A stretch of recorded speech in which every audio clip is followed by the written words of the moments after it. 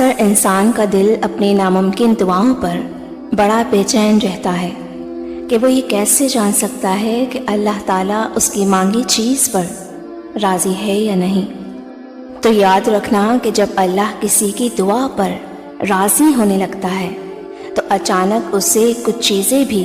ضرور ظاہر کرتا ہے۔ میرے اللہ کا قرآن تو خود اس بات کی وضاحت کر رہا ہے کہ وہ کن سے راضی ہوتا ہے اور کن لوگوں کی دعا کو قبول کرتا ہے۔ تو سنو، اللہ فرماتا ہے، اور جو لوگ خوف اور امید کے ساتھ اللہ کو پکارتے ہیں وہی اللہ کے محسن ہیں، اور بے شک اللہ کی رحمت محسنوں کے قریب ہے۔ اور تم کچھ بھی نہیں چاہ سکتے مگر جو اللہ کو منظور ہو، اور بے شک اللہ جاننے والا اور حکمت والا ہے، اور وہ جس کو چاہتا ہے اپنی رحمت میں داخل کر لیتا ہے۔ اور اگر آج تمہاری زندگی میں کچھ ایسا ہو رہا ہے جو تمہیں تکلیف میں ڈالے ہوئے ہے، کسی پسندیدہ چیز کا نہ ملنا تمہیں بے سکون رکھتا ہے، تو سنو، میرا اللہ تمہیں مسلسل یاد دہانی کرواتا ہے کہ ایک شے جس کو تم پسند کرتے ہو تمہارے لیے پسندیدہ ہے،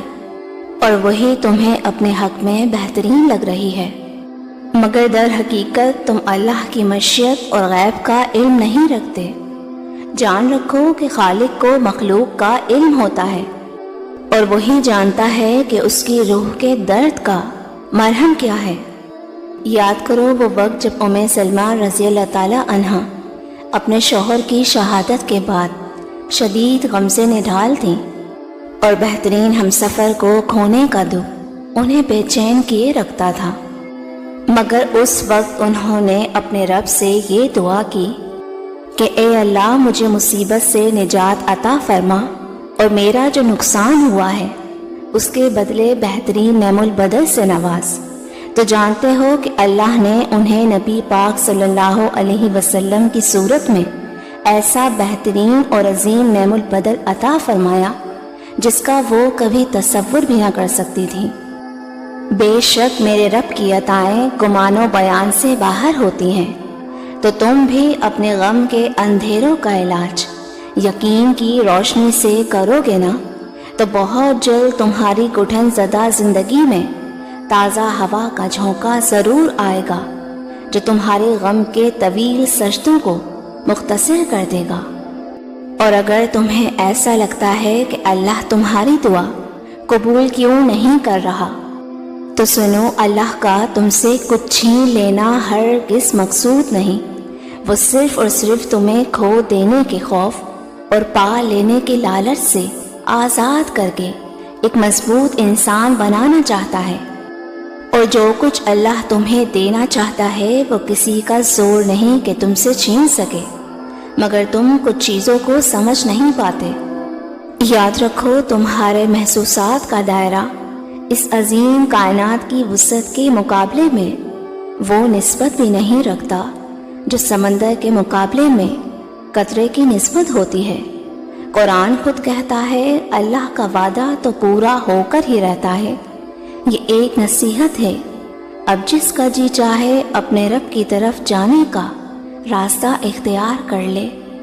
اور اگر تم چاہتے ہو کہ اللہ تمہاری ناممکن دعا پر راضی ہو جائے تو یہ دو باتیں ضرور جان لو۔ یاد رکھو، اس زمین کے سفر میں اگر کوئی چیز آزمانی ہے تو وہ محبت ہے، کہ جب تمہارا امید بھرا وہ ایک آنسو رب کی محبت کے سمندر میں گرتا ہے تو لہروں میں سرگوشیاں پیدا ہو جاتی ہیں، اور پھر رب کی رحمت کا جوش تمہارے لیے وہ انجانے در کھولتا ہے جو تمہارے وہم و گمان میں بھی نہیں ہوتے، کیونکہ مقدر کی تقسیم تو اسی وقت بدل جایا کرتی ہے جب ٹوٹے دل اللہ کی بارگاہ میں آنسوؤں سے سجدہ ریز ہو جاتے ہیں۔ اور جانتے ہو کہ اللہ کی تمہاری دعاؤں پر راضی ہو جانے کی ایک خاص نشانی یہ بھی ہے کہ جب اچانک تمہیں اپنے کسی عمل کی کوتاہی پر ندامت ہونے لگے اور تم اللہ سے معافی کے طلبگار ہو کر اس سے رجوع کرتے ہو، تو جان رکھو کہ اس کی عطا تمہاری خطا سے بہت وسیع ہے، اور کسی نے خواہ کتنی ہی نافرمانیاں کی ہوں، مگر جب وہ لوٹ کر آتا ہے تو اللہ تعالیٰ اپنا دامن رحمت اس کے لیے کشادہ کر کے اس کی مانگی دعاؤں پر اپنا کن فرما دیتا ہے۔ نبی کریم صلی اللہ علیہ وسلم نے فرمایا، اللہ تعالیٰ اپنے بندے کی توبہ پر اتنا خوش ہو جاتا ہے جتنا تم میں سے کوئی اپنی سواری کو جنگل میں پا لینے سے خوش ہو جاتا ہے۔ اور جب تمہیں اچانک اپنے اندر یہ تبدیلی محسوس ہونے لگے کہ بڑے سے بڑا غم ہو یا کوئی تکلیف تمہارے لیے کوئی معنی نہیں رکھتی، اور درد میں بھی مسکراہٹ تمہارے لبوں کا حصہ بن کر رب کی شکر گزاری میں بدلنے لگے، تو جان لو کہ یہی وہ وقت ہوتا ہے جب اللہ کی قدرت کے کرشمے تمہاری ناممکن دعاؤں کو ممکن بنا دیتے ہیں۔ قرآن خود کہتا ہے کہ پھر وہ تمہاری پسندیدہ چیز مقررہ وقت پر لائے گا اور تم حیران ہو جاؤ گے۔ مطمئن ہو جاؤ، تمہاری لا حاصل آرزوئیں اور ادھورے خواب سب حاصل ہو جائیں گے۔ ان قریب وہ اپنی رحمت سے تمہاری زندگی کو معجزوں کی وہ راہ دکھائے گا جو تمہیں خوبصورت منزل تک لے جائیں گے انشاءاللہ۔